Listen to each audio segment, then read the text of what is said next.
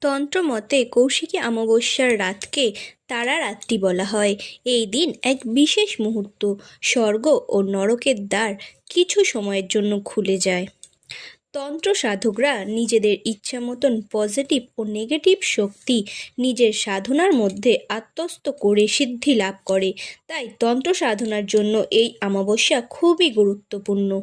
এই অমাবস্যা পালিত হয় ভাদ্র মাসের অমাবস্যা তিথিতে।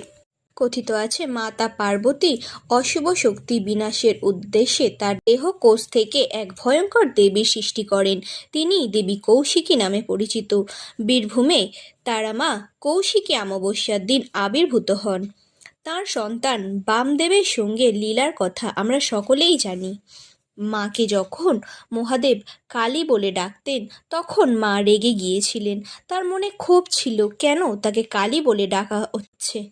কৈলাসের মানব সরোবরে মা স্নান করেন। স্নান করার পর তার দেহের কোষ থেকে সমস্ত কালো রং চলে যায়। সূর্যের আলোয় মানব সরোবরের জলে মায়ের রূপের এক অদ্ভুত পরিবর্তন হয়।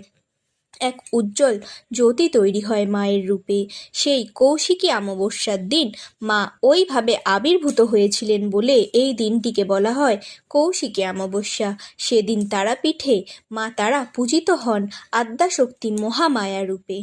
জয় মা মঙ্গলময়ী, সকলের মঙ্গল হোক। চ্যানেলটিকে ভালো লাগলে লাইক, শেয়ার, কমেন্ট করে সাবস্ক্রাইব করতে ভুলবেন না। ধন্যবাদ।